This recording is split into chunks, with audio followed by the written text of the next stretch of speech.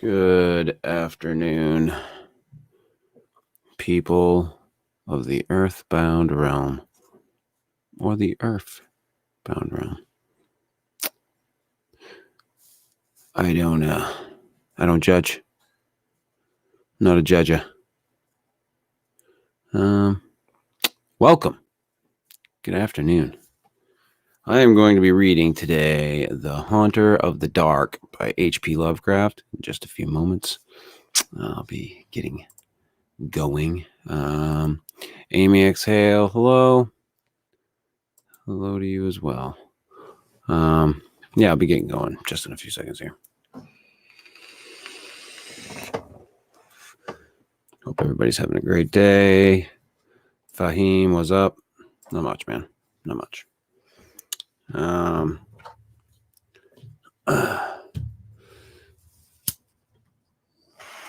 trying to squeeze these in when I can. Been working a lot. Doesn't look like it's going to get any better. But I'm going to keep trying to keep pumping them out. It's difficult now and again. But I do try.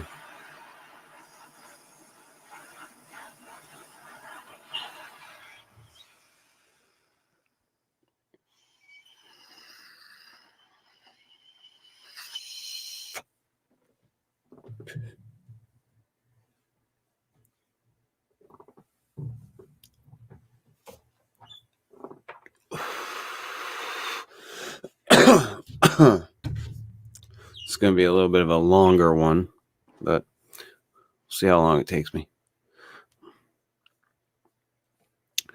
I'll grab a quick drink.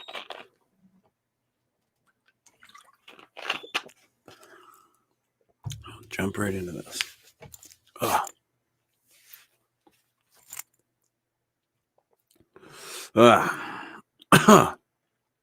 The Haunter of the Dark. This is by H.P. Lovecraft. It was written the 5th to the 9th of November, 1935. First published in Weird Tales, Volume 28, Number 5. December of 1936. Pages 538 to 553. It's dedicated to Robert Bloch.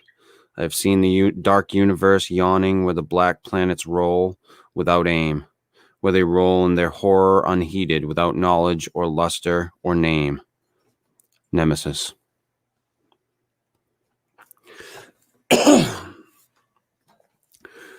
Cautious investigators will hesitate to challenge the common belief that Robert Blake was killed by lightning or by some profound nervous shock derived from an electrical discharge. It is true that the window he faced was unbroken, but nature has shown herself capable of many freakish performances. The expression on his face may easily have arisen from some obscure muscular source unrelated to anything he saw, while the entries in his diary are clearly the result of a fantastic imagination aroused by certain local superstitions and by certain old matters he had uncovered. As for the anomalous conditions at the deserted church on Federal Hill, the shrewd analyst is not slow in attributing them to some charlatanry, conscious or unconscious, with at least some of which Blake was secretly connected. For after all, the victim was a writer and painter wholly devoted to the field of myth, dream, terror, and superstition, and avid in his quest for scenes and effects of a bizarre, spectral sort. His earlier stay in the city, a visit to a strange old man as deeply given to occult and forbidden lore as he, had ended amidst death and flame, and it must have been some morbid instinct which drew him back from his home in Milwaukee. He may have known of the old stories despite his statements to the contrary in the diary, and his death may have nipped in the bud some stupendous hoax destined to have a literary reflection. Among those, however, who have examined and correlated all this evidence, there remain several who cling to less rational and commonplace theories. They are inclined to take much of Blake's diary at its face value and point significantly to certain facts such as the undoubted geniuses of the old church record. the verified existence of the disliked and unorthodox Starry Wisdom sect prior to 1877, the recorded disappearance of an inquisitive reporter named Edwin M. Lillibridge in 1893, and above all, the look of monstrous, transfiguring fear on the face of the young writer when he died. It was one of these believers who, moved to the fanatical extremes, threw into the bay the curiously angled stone and its strangely adorned metal box found in the old church steeple, the black windowless steeple, and not the tower where Blake's diary said those things originally were. Though widely censured both officially and unofficially, this man, a reputable physician with a taste for odd folklore, averred that he had rid the earth of something too dangerous to rest upon it. Between these two schools of opinion, the reader must judge for himself. The papers have given the tangible details from a skeptical angle, leaving for others the drawing of the picture as Robert Blake saw it, or thought he saw it, or pretended to see it. Now studying the diary closely, dispassionately, and at leisure, let us summarize the dark chain of events from the express point of view of their chief actor. Young Blake returned to Providence in the winter of 1934 to 35, taking the upper floor of a venerable dwelling in a grassy court off College Street, on the crest of the great Eastward Hill near the Brown University campus and behind the marble John Hay Library. It was a cozy and fascinating place, in a little garden oasis of village-like antiquity, where huge, friendly cats sunned themselves atop a convenient shed. The square Georgian house had a monitor roof, classic doorway with a fan carving, small paned windows, and all the other earmarks of early 19th century workmanship. Inside were 6 paneled doors, wide floorboards, a curving colonial staircase, white Adam period mantels, and a rear set of rooms 3 steps below the general level. Blake's study, a large southwest chamber, overlooked the front garden on one side, while its west windows, before one of which he had his desk, faced off from the brow of the hill and commanded a splendid view of the lower town's outspread roofs and of the mystical sunsets that flamed behind them. On the far horizons were the open countryside's purple slopes. Against these, some 2 miles away, rose the spectral hump of Federal Hill, bristling with huddled roofs and steeples, whose remote outlines wavered mysteriously, taking fantastic forms as the smoke of the city swirled up and enmeshed them. Blake had a curious sense that he was looking upon some unknown, ethereal world, which might or might not vanish in dream if he ever tried to seek it out and enter it in person. Having sent home for most of his books, Blake bought some antique furniture suitable to his quarters and settled down to write and paint, living alone and attending to the simple housework himself. His studio was in a north attic room where the panes of the monitor roof furnished admirable lighting. During that first winter, he produced 5 of his best-known short stories: The Burrower Beneath, The Stairs in the Crypt, Shagai, In the Vale of Panath, and The Feaster from the Stars, and painted 7 canvases, studies of nameless, unhuman monsters and profoundly alien non-terrestrial landscapes. At sunset, he would often sit at his desk and gaze dreamily off at the outspread west, the dark towers of Memorial Hall just below, the Georgian courthouse belfry, the lofty pinnacles of the downtown section, and that shimmering spire-crowned mound in the distance whose unknown streets and labyrinth gables so potently provoked his fancy. From his few local acquaintances, he learned that the far-off slope was a vast Italian quarter, though most of the houses were remnants of older Yankee and Irish days. Now and then he would train his field glasses on that spectral, unreachable world beyond the curling smoke, picking out individual roofs and chimneys and steeples and speculating upon the bizarre and curious mysteries they might house. Even with optical aid, Federal Hill seemed somehow alien, half fabulous, and linked to the unreal, intangible marvels of Blake's own tales and pictures. The feeling would persist long after the hill had faded into the violet, lamp-starred twilight and the courthouse floodlights, and the red industrial trust beacon had blazed up to make the night grotesque. Of all the distant objects on Federal Hill, a certain huge dark church most fascinated Blake. It stood out with a special distinctness at certain hours of the day, and at sunset the great tower and tapering steeple loomed blackly against the flaming sky. It seemed to rest on especially high ground, for the grimy facade and the obliquely seen north side with sloping roof and the tops of great pointed windows rose boldly above the tangle of surrounding ridgepoles and chimney pots. Peculiarly grim and austere, it appeared to be built of stone, stained and weathered with the smoke and storms of a century and more. The style, so far as the glass could show, was the earliest experimental form of Gothic revival, which preceded the stately Upjohn period and held over some of the outlines and proportions of the Georgian age. Perhaps it was reared around 1810 or 1815. As months passed, Blake watched the far-off, forbidding structure with an oddly mounting interest. Since the vast windows were never lighted, he knew that it must be vacant. The longer he watched, the more his imagination worked, till at length he began to fancy curious things. He believed that a vague, singular aura of desolation hovered over the place, so that even the pigeons and swallows shunned its smoky eaves.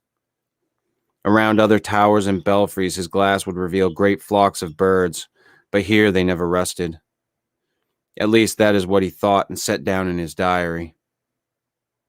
He pointed the place out to several friends, but none of them had ever even been on Federal Hill, or possessed the faintest notion of what the church was, or had been. In the spring, a deep restlessness gripped Blake. He had begun his long-planned novel, based on a supposed survival of the witch cult in Maine, but was strangely unable to make progress with it. More and more he would sit at his westward window and gaze at the distant hill and the black frowning steeple, shunned by the birds. When the delicate leaves came out out on the garden boughs, the world was filled with new beauty, but Blake's restlessness was merely increased.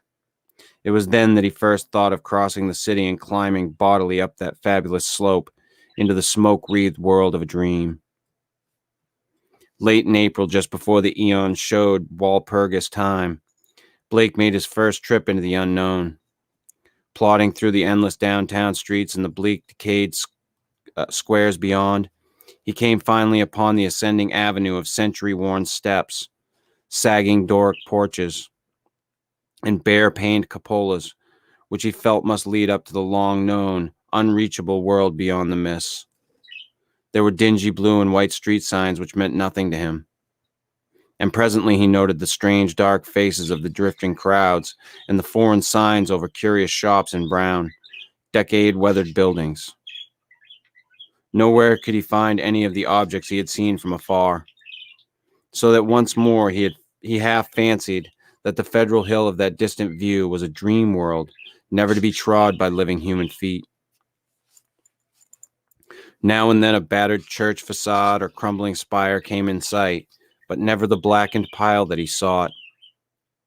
When he asked a shopkeeper about a great stone church, the man smiled and shook his head, though he spoke English freely. As Blake climbed higher, the region seemed stranger and stranger, with bewildering mazes of brooding brown alleys leading eternally off to the south. He crossed 2 or 3 broad avenues, and once thought he glimpsed a familiar tower. Again, he asked a merchant about the massive church of stone, and this time he could have sworn that the plea of ignorance was feigned. The dark man's face had a look of fear which he tried to hide, and Blake saw him make a curious sign with his right hand. Then suddenly a black spire stood out against the cloudy sky on his left. Above the tiers of brown roofs lining the tangled southerly alleys, Blake knew at once what it was, and plunged toward it through the squalid, unpaved lanes that climbed from the avenue. Twice he lost his way, but he somehow dared not ask any of the patriarchs or housewives who sat on their doorsteps, or any of the children who shouted and played in the mud of the shadowy lanes. At last he saw the tower plain against the southwest, and a huge stone bulk rose darkly at the end of an alley.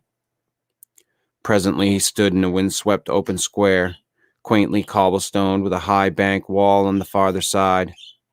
This was the end of his quest, for upon the wide iron-railed weed-grown plateau which the wall supported, a separate lesser world raised fully 6 feet above the surrounding streets, there stood a grim, Titan bulk whose identity, despite Blake's new perspective, was beyond dispute. The vacant church was in a state of great decrepitude. Some of the high stone buttresses had fallen, and several delicate finials lay half lost among the brown, neglected weeds and grasses. The sooty Gothic windows were largely unbroken, though many of the stone mullions were missing. Blake wondered how the obscurely painted panes could have survived so well, in view of the known habits of small boys the world over. The massive doors were intact and tightly closed. Around the top of the bank wall, fully enclosing the grounds, was a rusty iron fence whose gate, at the head of a flight of steps from the square, was visibly padlocked. The path from the gate to the building was completely overgrown. Desolation and decay hung like a pall above the place, and in the birdless eaves and black ivyless walls, Blake felt a touch of the dimly sinister beyond his power to define. There were very few people in the square, but Blake saw a policeman at the northerly end and approached him with questions about the church. He was a great, wholesome Irishman, and it seemed odd that he would do little more than make the sign of the cross and mutter that people never spoke of that building. When Blake pressed him, he said very hurriedly that the Italian priest warned everybody against it, vowing that a monstrous evil had once dwelt there and left its mark. He himself had heard dark whispers of it from his father, who recalled certain sounds and rumors from his boyhood.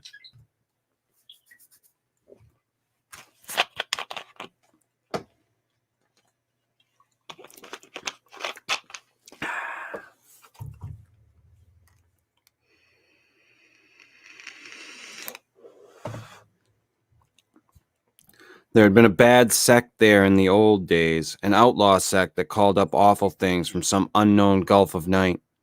It had taken a good priest to exorcise what had come, though there did be those who said that merely the light could do it. If Father O'Malley were alive, there would be many the thing he could tell. But now there was nothing to do but let it alone. It hurt nobody now, and those that owned it were dead or far away. They had run away like rats after the threatening talk in '77, when people began to mind the way folks vanished now and then in the neighborhood. Someday the city would step in and take the property for lack of the heirs, but little good would come of anybody's touching it. Better it be left alone for the years to topple, lest things be stirred that ought to rest forever in their black abyss. After the policeman had gone, Blake stood staring at the sullen steepled pile. It excited him to find that the structure seemed as sinister to others as to him. And he wondered what grain of truth might lie behind the old tales that Bluecoat had repeated. Probably they were mere legends evoked by the evil look of the place, but even so, they were like a strange coming to life of one of his own stories. The afternoon sun came out from behind dispersing clouds, but seemed unable to light up the stained, sooty walls of the old temple that towered on its high plateau. It was odd that the green of spring had not touched the brown, withered growths in the raised iron fence yard. Blake found himself edging nearer the raised area and examining the bank wall and rusted fence for possible avenues of ingress. There was a terrible lure about the blackened fane, which was not to be resisted. The fence had no opening near the steps, but around on the north side were some missing bars. He could go up the steps and walk around on the narrow coping outside the fence till he came to the gap. If the people feared the place so wildly, he would encounter no interference. He was on the embankment and almost inside the fence before anyone noticed him. Then, looking down, he saw the few people in the square edging away and making the same sign with their right hands that the shopkeeper in the avenue had made. Several windows were slammed down, and a fat woman darted into the street and pulled some small children inside a rickety, unpainted house. The gap in the fence was very easy to pass through, and before long Blake found himself waiting amidst the rotting, tangled growths of the deserted yard. Here and there the worn stump of a headstone told him that there had once been burials in this field, but that he saw must have been very long ago. The sheer bulk of the church was oppressive now that he was so close to it, but he conquered his mood and approached to try the 3 great doors in the facade. All were securely locked, so he began a circuit of the Cyclopean building in quest of some minor and more penetrable opening. Even then he could not be sure that he wished to enter the haunt of desertion and shadow, yet the pull of its strangeness dragged him on automatically. A yawning and unprotected cellar window in the rear furnished the needed aperture. Peering in, Blake saw a subterranean gulf of cobwebs and dust faintly lit by the western sun's filtered rays. Debris, old barrels, and ruined boxes and furniture of numerous sorts met his eye, though over everything lay a shroud of dust which softened all sharp outlines. The rusted remains of a hot air furnace showed that the building had been used and kept in shape as late as mid-Victorian times. Acting almost without conscious initiative, Blake crawled through the window and let himself down to the dust-carpeted and debris-strewn concrete floor. The vaulted cellar was a vast one, without partitions, and in a corner far to the right, amidst dense shadows, he saw a black archway, evidently leading upstairs. He felt a peculiar sense of oppression at being actually within the great spectral building, but kept it in check as he cautiously scouted about, finding a still intact barrel amid the dust, and rolling it over to the open window to provide for his exit. Then, bracing himself, he crossed the wide, cobweb-festooned space toward the arch. Half choked with the omnipresent dust and covered with the ghostly gossamer fibers, he reached and began to climb the worn stone steps which rose into the darkness. He had no light, but groped carefully with his hands. After a sharp turn, he felt a closed door ahead, and a little fumbling revealed its ancient latch. It opened inward, and beyond it he saw a dimly illumined corridor lined with worm-eaten paneling. Once on the ground floor, Blake began exploring in a rapid fashion. All the inner doors were unlocked, so that he freely passed from room to room. The colossal nave was an almost eldritch place, with its drifts and mountains of dust over box pews, altar, hourglass pulpit, and sounding board, and its titanic ropes of cobweb stretching among the pointed arches of the gallery and entwining the clustered Gothic columns. Over all this hushed desolation played a hideous leaden light as the declining afternoon sun sent its rays through the strange half-blackened panes of the great apsidal windows. The paintings on those windows were so obscured by soot that Blake could scarcely decipher what they had represented, but from the little he could make out, he did not like them. The designs were largely conventional, and his knowledge of obscure symbolism told him much concerning some of the ancient patterns. The few saints depicted bore expressions distinctly open to criticism, while one of the windows seemed to show merely a dark space, with spirals of curious luminosity scattered about it. Turning away from the windows, Blake noticed that the cobwebbed cross above the altar was not of the ordinary kind, but resembled the primordial ankh or crux ansata of shadowy Egypt. In a rear vestry room beside the apse, Blake found a rotting desk and ceiling-high shelves of mildewed, disintegrating books. Here, for the first time, he received a positive shock of objective horror, for the titles of those books told him much. They were the black, forbidden things which most sane people have never even heard of, or have heard of only in furtive, timorous whispers. The banned and dreaded repositories of equivocal secrets and immemorial formula which have trickled down the stream of time from the days of man's youth and the dim, fabulous days before man was. He had himself read many of them, a Latin version of the abhorred Necromonicon, the sinister Liber Ivanus, the infamous cults de Gaules of Comte de Lette, the Unsprechlichen Kulten of von Junz, and old Ludwig Prinz Hellish de Vermis Mysterious. But there were others he had known merely by reputation or not at all. The narcotic manuscripts, the Book of Zion, and a crumbling volume in wholly unidentifiable characters, yet with certain symbols and diagrams shudderingly recognizable to the occult student. Clearly, the lingering local rumors had not lied. This place had once been the seat of an evil older than mankind and wider than the known universe. In the ruined desk was a small leather-bound record book filled with entries in some odd cryptographic medium. The manuscript writing consisted of the common traditional symbols used today in astronomy and anciently in alchemy, astrology, and other dubious arts. The devices of the sun, moon, planets, aspects, and zodiacal signs. Damn it. Zodiacal signs, here massed in solid pages of text, with divisions and paragraphing suggesting that each symbol answered to some alphabetical letter. In the hope of later solving the cryptogram, Blake bore off this volume in his coat pocket. Many of the great tomes on the shelves fascinated him unutterably, and he felt tempted to borrow them at some later time. He wondered how they could have remained undisturbed so long.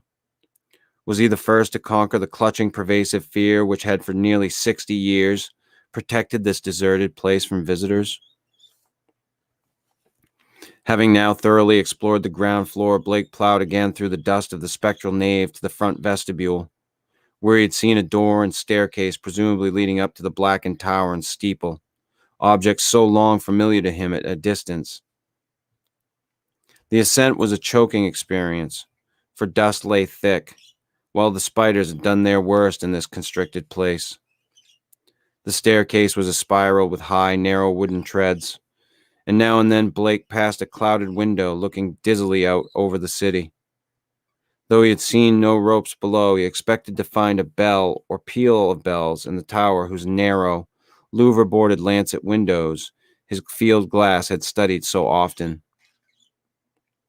Here he was doomed to disappointment, for when he attained the top of the stairs, he found the tower chamber vacant of chimes and clearly devoted to vastly different purposes. The room, about 15 feet square, was faintly lighted by 4 lancet windows, one on each side, which were glazed within their screening of decayed louver boards. These had been further fitted with tight, opaque screens, but the latter were now largely rotted away. In the center of the dust-laden floor rose a curiously angled stone pillar, some 4 feet in height and 2 in average diameter, covered on each side with bizarre, crudely incised and wholly unrecognizable hieroglyphs. On this pillar rested a metal box of peculiar asymmetrical form, its hinged lid thrown back and its interior holding what looked beneath the decade-deep dust to be an egg-shaped or irregularly spherical object, some 4 inches through. Around the pillar in a rough circle were 7 high-backed Gothic chairs, still largely intact, while behind them, ranging along the dark paneled walls, were 7 colossal images of crumbling black painted plaster, resembling more than anything else the cryptic carven megaliths of mysterious Easter Island. In one corner of the cobweb chamber, a ladder was built into the wall, leading up to the closed trap door of the windowless steeple above. As Blake grew accustomed to the feeble light, he noticed odd bas-reliefs on the strange open box of yellowish metal. Approaching, he tried to clear the dust away with his hands and handkerchief, and saw that the figurines were of a monstrous and utterly alien kind, depicting entities which, though seemingly alive, resembled no known life form ever evolved on this planet. The 4-inch seeming sphere turned out to be a nearly black, red striated polyhedron with many irregular flat surfaces, either a very remarkable crystal of some sort, or an artificial object of carved and highly polished mineral matter. It did not touch the bottom of the box, but was held suspended by means of a metal band around its center. Oop.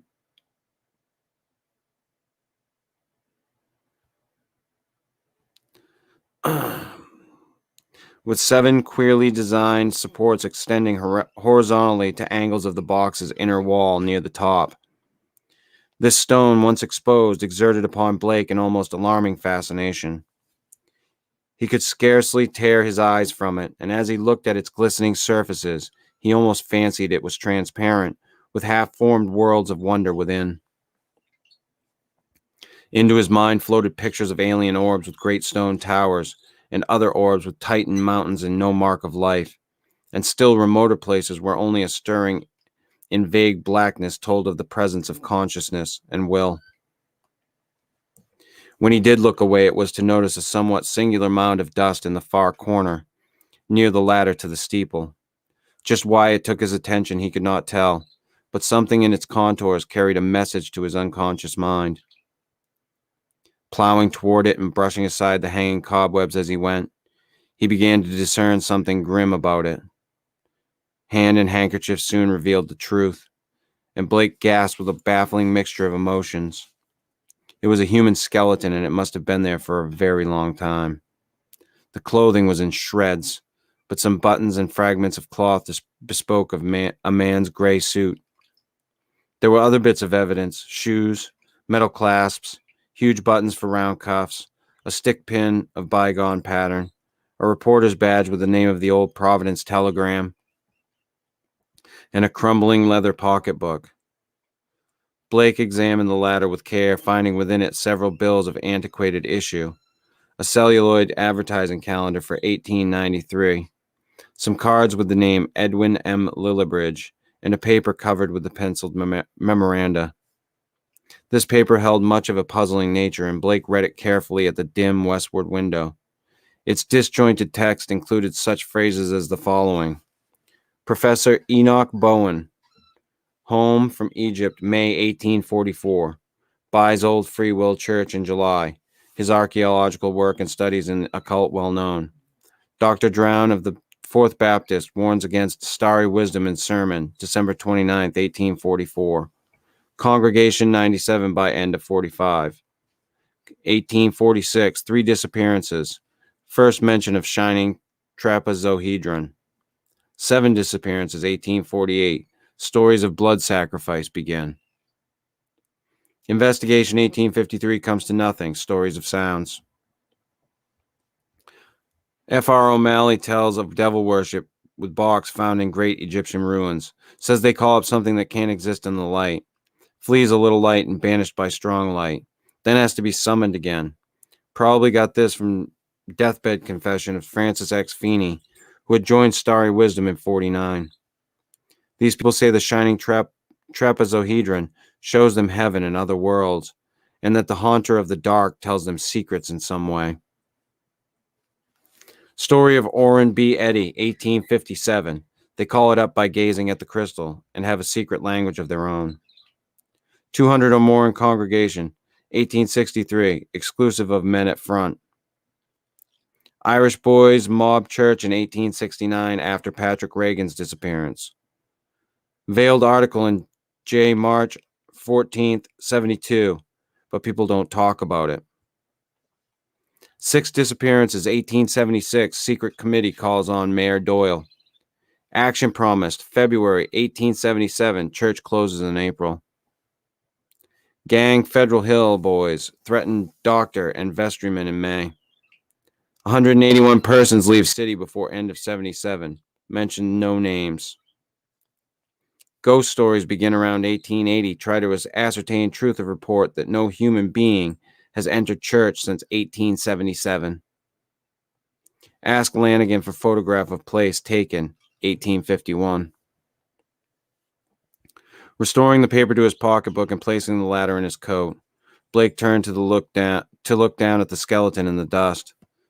The implications of the notes were clear, and there could be no doubt that this man had come to the deserted edifice 42 years before in quest of a newspaper sensation, which no one else had been bold enough to attempt.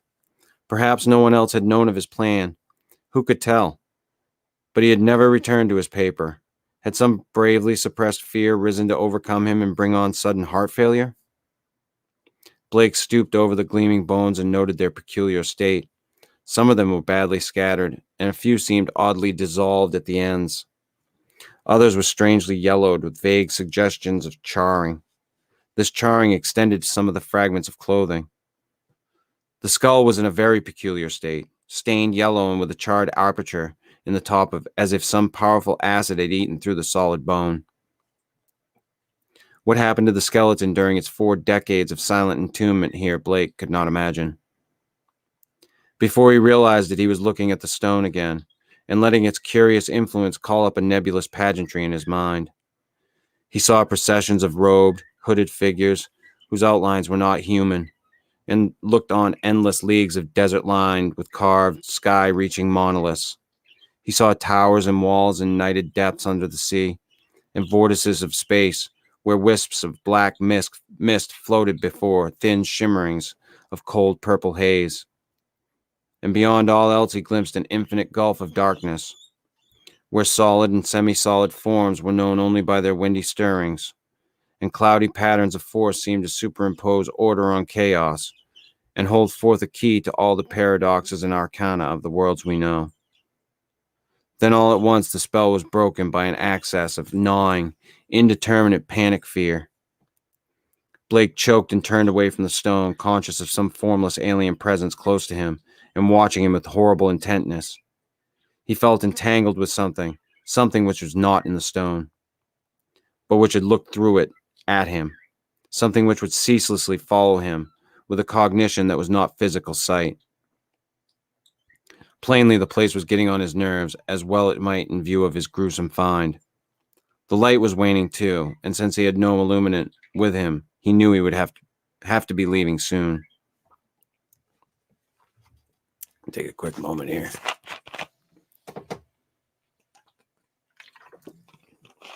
Whew.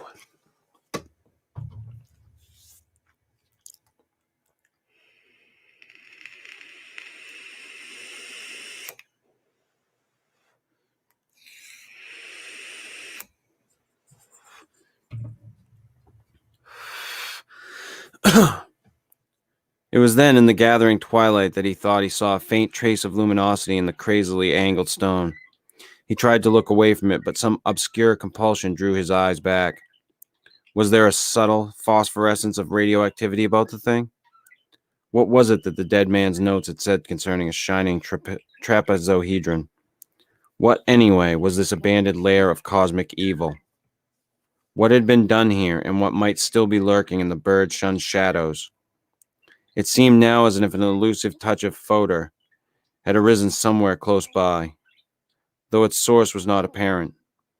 Blake seized the cover of the long open box and snapped it down. It moved easily on its alien hinges and closed completely over the unmistakably glowing stone. At the sharp click of that closing, a soft stirring sound seemed to come from the steeple's eternal blackness overhead. Beyond the trap door, rats, without question, the only living things to reveal their presence in this accursed pile since he had entered it. And yet that stirring in the steeple frightened him horribly, so that he plunged almost wildly down the spiral stairs, across the ghoulish nave into the vaulted basement, out amidst the gathering dusk of the deserted square, and down through the teeming, fear-haunted alleys and avenues of Federal Hill, toward the sane central streets and the home-like brick sidewalks of the college district. During the days which followed, Blake told no one of his expedition. Instead, he read much in certain books, examined long years of newspaper files downtown, and worked feverishly at the cryptogram in the leather volume from the cobwebbed vestry room. The cipher, he soon saw, was no simple one, and after a long period of endeavor, he felt sure that its language could not be English, Latin, Greek, French, Spanish, Italian, or German. Evidently, he would have to draw upon the deepest wells of his strange erudition. Every evening, the old impulse to gaze westward returned, and he saw the black steeple, of yore amongst the bristling roofs of a distant and half-fabulous world. But now it held a fresh note of terror for him. He knew the heritage of evil lore it masked, and with the knowledge his vision ran riot in queer new ways. The birds of spring were returning, and as he watched their sunset flights, he fancied they avoided the gaunt, lone spire as never before. When a flock of them approached it, he thought they would wheel and scatter in panic confusion, and he could guess at the wild twitterings which failed to reach him across the intervening miles. It was in June that Blake's diary told of his victory over the cryptogram. The text was, he found, in the dark Aklo language used by certain cults of evil antiquity, and known to him in a halting way through previous researches. The diary is strangely reticent about what Blake deciphered, but he was patently awed and disconcerted by his results. There are references to a haunter of the dark awaked by gazing into the shining trapezohedron, and insane conjectures about the black gulfs of chaos from which it was called. The being is spoken of as holding all knowledge and demanding monstrous sacrifices. Some of Blake's entries show fear lest the thing, which he seemed to regard as summoned, stalk abroad, though he adds that the streetlights form a bulwark which cannot be crossed. Of the shining trapezohedron, he speaks often, calling it a window on all time and space and tracing its history from the days it was fashioned on dark Yugoth, before ever the old ones brought it to Earth.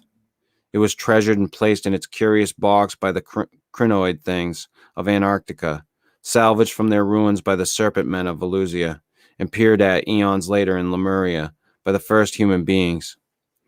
It crossed strange lands and stranger seas and sank with Atlantis before a Minoan fisher meshed it in his net and sold it to the swarthy merchants from Knighted Chem.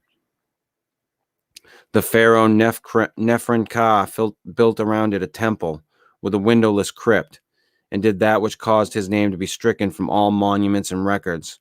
Then it slept in the ruins of that evil fane which the priest and the new pharaoh destroyed, till the delver's spade once more brought it forth to curse mankind. Early in July, the newspapers oddly supplement Blake's entries, though in so brief and casual a way that only the diaries called general attention to their contribution. It appears that a new fear has been growing on Federal Hill since a stranger had entered the dreaded church. The Italians whispered of unaccustomed stirrings and bumpings and scrapings in the dark windowless steeple, and called on their priest to banish an entity which haunted their dreams. Something, they said, was constantly watching at a door to see if it were dark enough to venture forth. Press items mentioned the long-standing local superstitions, but failed to shed much light on the earlier background of the horror. It was obvious that the young reporters of today are no antiquarians. In writing of these things in his diary, Blake expresses a curious kind of remorse, and talks of the duty of burying the shining trapezohedron, and of banishing what he had evoked by letting daylight into the hideous jutting spire. At the same time, however, he displays the dangerous extent of his fascination, and admits a morbid longing, pervading even his dreams, to visit the accursed tower, and gaze again into the cosmic secrets of the glowing stone. Then something in the journal on the morning of July 17th threw the diarist into a veritable fever of horror. It was only a variant of the other half-humorous items about the Federal Hill restlessness. But to Blake it was somehow very terrible indeed. In the night a thunderstorm had put the city's lighting system out of commission for a full hour. And in that black interval, the Italians had nearly gone mad with fright. Those living near the dreaded church had sworn that the thing in the steeple had taken advantage of the street lamp's absence and gone down into the body of the church, flopping and bumping around in a viscous, altogether dreadful way. Toward the last, it had bumped up to the tower, where there were sounds of the shattering of glass. It could go wherever the darkness reached, but light would always send it fleeing. When the current blazed on again, there had been a shocking commotion in the tower, for even the feeble light trickling through the grime-blackened louver-boarded windows was too much for the thing. It had bumped and slithered up into its tenebrous steeple just in time, for a long dose of light would have sent it back into the abyss whence the crazy stranger had called it. During the dark hour, praying crowds had clustered round the church in the rain with lighted candles and lamps somehow shielded with folded paper and umbrellas, a guard of light to save the city from the nightmare that stalks in the darkness. Once those nearest the church declared, the outer door rattled hideously. But even this was not the worst. That evening in the bulletin, Blake read of what the reporters had found. Aroused at last to the whimsical news value of the scare, a pair of them had defied the frantic crowds of Italians and crawled into the church through the cellar window after trying the doors in vain. They found the dust of the vestibule and of the spectral nave plowed up in a singular way with bits of rotted cushions and satin pew linings scattered curiously about. There was a bad odor everywhere, and here and there were bits of yellow stain and patches of what looked like charring. Opening the door to the tower, and pausing a moment at the suspicion of a scraping sound above, they found the narrow spiral stairs wiped roughly clean. In the tower itself, a similarly half-swept condition existed. They spoke of the heptagonal stone pillar, the overturned Gothic chairs, and the bizarre plaster images, though strangely enough the metal box and the old mutilated skeleton were not mentioned. What disturbed Blake the most, except for the hints of stains and charring and bad odors, was the final detail that explained the crashing glass. Every one of the tower's lancet windows was broken, and two of them had been darkened in a crude and hurried way by the stuffing of satin pew linings and cushioned horsehair into the spaces between the slanting exterior louver boards. More satin fragments and bunches of horsehair lay scattered around the newly swept floor, as if someone had been interrupted in the act of restoring the tower to absolute blackness of its tightly curtained days. Yellowish stains and charred patches were found on the ladder of the windowless spire.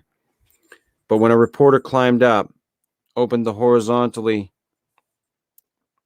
sliding trap door, and shot a feeble flashlight beam into the black and strangely fetid space, he saw nothing but darkness and a heterogeneous litter of shapeless fragments near the aperture. The verdict, of course, was charlatanry. Somebody had played a joke on the superstitious hill dwellers, or else some fanatic had striven to bolster up their fears for their own supposed good. Or perhaps some of the younger and more sophisticated dwellers had staged an elaborate hoax on the outside world. There was an amusing aftermath when the police sent an officer to verify the reports. 3 men in succession found ways of evading the assignment, and the fourth went very reluctantly and returned very soon without adding to the account given by the reporters. From this point onward, Blake's diary shows a mounting tide of insidious horror and nervous apprehension. He upbraids himself for not doing something and speculates wildly on the consequences of another electrical breakdown.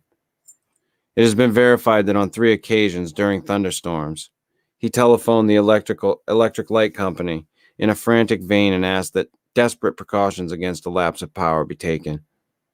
Now and then his entries show concern over the failure of the reporters to find the metal box and stone and the strangely marred old skeleton when they explored the shadowy tower room.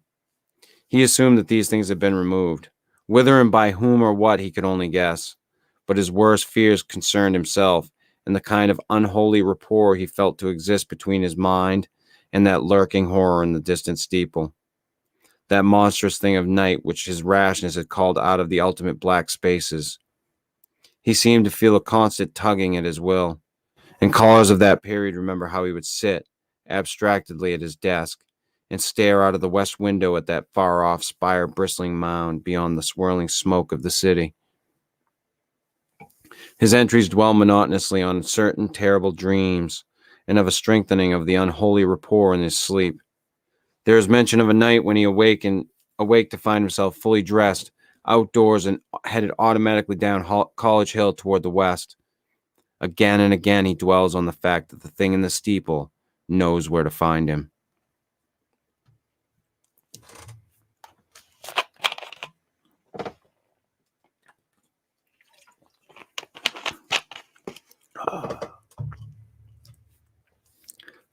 Take a quick second here.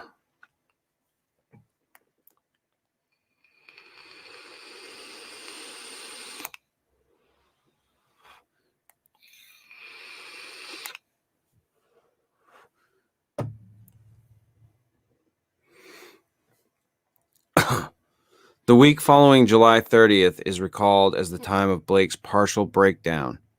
He did not dress and ordered all his food by telephone. Visitors remarked the cords he kept near his bed, and he said that sleepwalking had forced him to bind his ankles every night with knots which would probably hold or else waken him with the labor of untying. In his diary, he told of the hideous experience which had brought the collapse. After retiring on the night of the 30th, he had suddenly found himself groping about in an almost black space. All he could see were short, faint, horizontal streaks of bluish light, but he could smell an overpowering fetor and hear a curious jumble of soft, furtive sounds above him. Whenever he moved, he stumbled over something, and at each noise there would come a sort of answering sound from above, a vague stirring mixed with the cautious sliding of wood on wood. Once his groping hands encountered a pillar of stone with a vacant top, whilst later he found himself clutching the rungs of a ladder built into the wall and fumbling his uncertain way upward toward some region of intenser stench where a hot, searing blast beat down against him. Before his eyes, a kaleidoscopic range of phantasmal images played, all of them dissolving at intervals into the picture of a vast, unplumbed abyss of night wherein whirled suns and worlds of an even profounder blackness. He thought of the ancient legends of ultimate chaos, at whose center sprawls the blind idiot god, Azathoth, lord of all things, encircled by his flopping horde of mindless and amorphous dancers and lulled by the thin, monotonous piping of a demoniac flute held in nameless paws. Then a sharp report from the outer world broke through his stupor and roused him to the unutterable horror of his position. What it was, he never knew. Perhaps it was some belated peal from the fireworks heard all summer on Federal Hill, as the dwellers hailed their various patron saints or the saints of their native villages in Italy. In any event, he shrieked aloud, dropped frantically from the ladder, and stumbled blindly across the obstructed floor of the almost lightless chamber that encompassed him. He knew instantly where he was and plunged recklessly down the narrow spiral staircase, tripping and bruising himself at every turn. There was a nightmare flight through a vast cobweb nave whose ghostly arches reached up to realms of leering shadow, a sightless scramble through a littered basement, a climb to regions of air and streetlights outside, and a mad racing down a spectral hill of gibbering gables across a grim, silent city of tall, black towers and up the steep eastward precipice to his own ancient door. On regaining consciousness in the morning, he found himself lying on his study floor, fully dressed. Dirt and cobwebs covered him, and every inch of his body seemed sore and bruised.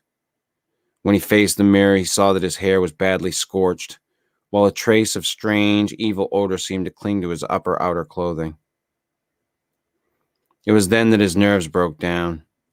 Thereafter, lounging exhaustedly about in a dressing gown, he did little but stare from his west window, shiver at the threat of thunder, and make wild entries in his diary. The great storm broke just before midnight on August 8th. Lightning struck repeatedly in all parts of the city, and 2 remarkable fireballs were reported.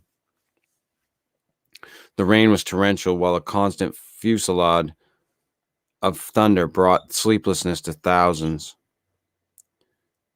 Blake was utterly frantic in his fear for the lighting system and tried to telephone the company around 1 a.m., though by that time service had been temporarily cut off in the interest of safety. He recorded everything in his diary, the large, nervous, and often undecipherable hieroglyphs telling their own story of growing frenzy and despair, and of entries scrawled blindly in the dark.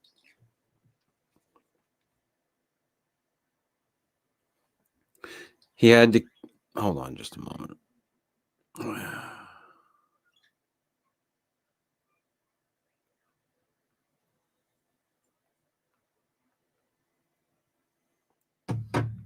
He had to keep the house dark in order to see out the window, and it appears that most of his time was spent at his desk, peering anxiously through the rain across the glistening miles of downtown roofs at the constellation of distant lights marking Federal Hill. Now and then he would fumblingly make an entry into his diary, so that detached phrases such as, "The lights must not go," "It knows where I am," "I must destroy it," and "It is calling to me, but perhaps it means no injury this time," are found scattered down two of the pages. Then the lights went out all over the city. It happened at 2:12 a.m. According to Power It happened at 2:12 a.m. according to Powerhouse records, but Blake's diary gives no indication of the time. The entry is merely, "Lights out. God help me." On Federal Hill, there were watchers as anxious as he, and rain-soaked knots of men paraded the square and alleys around the evil church with umbrella-shaded candles, electric flashlights, oil lanterns, crucifixes, and obscure charms of the many sorts common to southern Italy. They blessed each flash of lightning and made cryptical signs of fear with their right hands when a turn in the storm caused the flashes to lessen and finally to cease altogether. A rising wind blew out most of the candles so that the scene grew threateningly dark. Someone roused Father Merluzzo of Spirito Santo Church, and he hastened to the dismal square to pronounce whatever helpful syllables he could. Of the restless and curious sounds in the blackened tower, there could be no doubt whatever. For what happened at 2:35, we have the testimony of the priest, a young, intelligent, and well-educated person, of Petroleum William J. Monahan of the Central Station, an officer of the highest reliability, who had paused at the part of his beat to inspect the crowd, and of most of the 78 men who had gathered around the church's high bank wall, especially those in the square where the eastward facade was visible. Of course, there was nothing which can be proved as being outside the order of nature. The possible causes of such an event are many. No one can speak with certainty of the obscure chemical processes arising in a vast, ancient, ill-aired, and long-deserted building of heterogeneous contents. Mephitic vapors, spontaneous combustion, pressure of gases born of long decay, any one of numberless phenomena might be responsible. And then, of course, the factor of conscious charlatanry can by no means be excluded. The thing was really quite simple in itself, and covered less than 3 minutes of actual time. Father Merluzzo, always a precise man, looked at his watch repeatedly. It started with a definite swelling of the dull fumbling sounds inside the black tower. There had for some time been a vague exhalation of strange, evil odors from the church, and this had now become emphatic and offensive.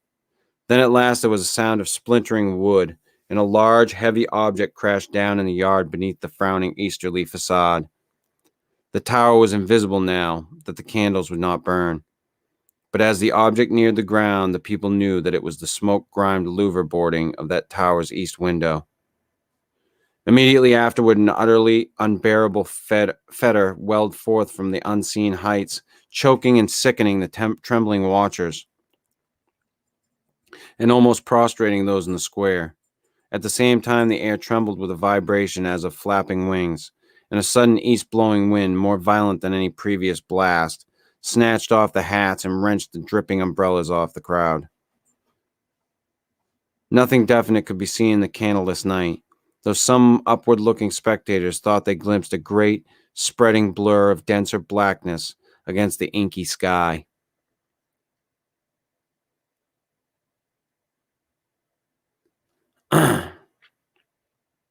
Something like a formless cloud of smoke that shot with meteor-like speed toward the east.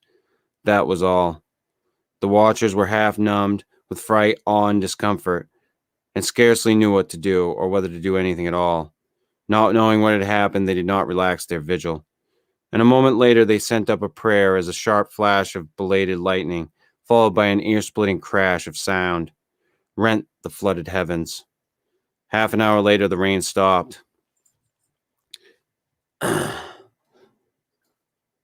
And in 15 minutes more, the streetlights sprang on again, sending the weary, bedraggled watchers relievedly back to their homes. The next day's papers gave these matters minor mention in connection with the general storm reports. It seems the great lightning flash and deafening explosion which followed the Federal Hill occurrence were even more tremendous farther east, where a burst of the singular fetor was likewise noticed. The phenomenon was most marked over College Hill, where the crash awaked all the sleeping inhabitants and led to a bewildered round of speculations. Of those who were already awake, only a few saw the anomalous blaze of light near the top of the hill, or noticed the inexplicable upward rush of air which almost stripped the leaves from the trees and blasted the plants in the gardens. It was agreed that the lone sudden lightning bolt must have struck somewhere in this neighborhood, though no trace of its striking could afterward be found. A youth in the Tau Omega fraternity house thought he saw a grotesque and hideous mass of smoke in the air just as the preliminary flash burst, but his observation had not been verified. All of the few observers, however, agreed as to the violent gust from the west and the flood of intolerable stench which preceded the belated stroke, whilst evidence concerning the momentary burned odor after the stroke is equally general. These points were discussed very carefully because of their probable connection with the death of Robert Blake. Students in the Psi Delta house, whose upper rear windows looked into Blake's study, noticed the blurred white face at the westward window on the morning of the 9th, and wondered what was wrong with the expression. When they saw the same face in the same position that evening, they felt worried and watched for the lights to come up in his apartment.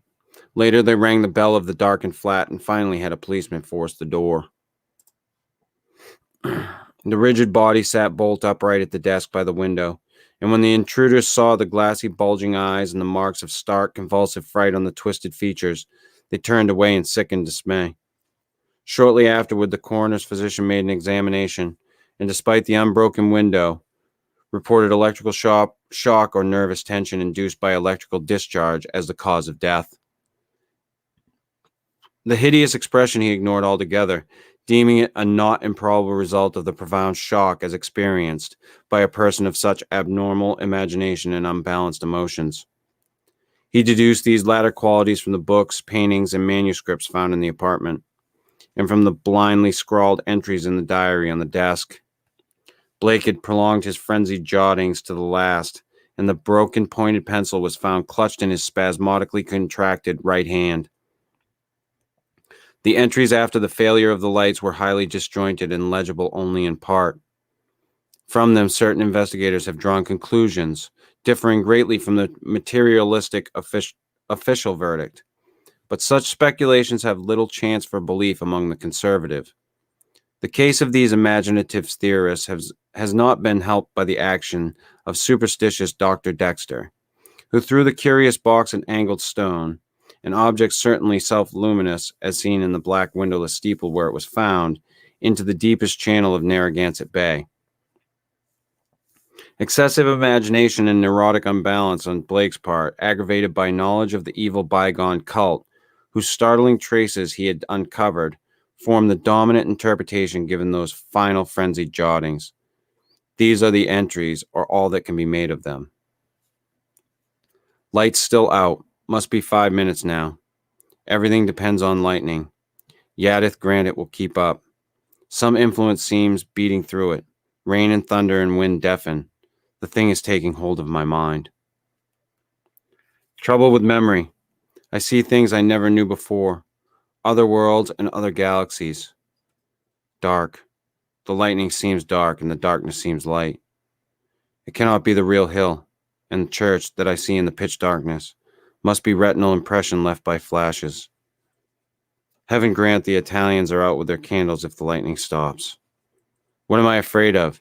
Is it not an avatar of Nyarlathotep, who in antique and shadowy Chem even took the form of man? I remember Yugoth, and more distant Shagai, and the ultimate void of the black planets. The long, winging flight through the void cannot cross the universe of light, recreated by the thoughts caught in the shining trapezohedron, send it through the horrible abysses of radiance. My name is Blake Robert Harrison, Blake of 620 East Knapp Street, Milwaukee, Wisconsin. I am on this planet.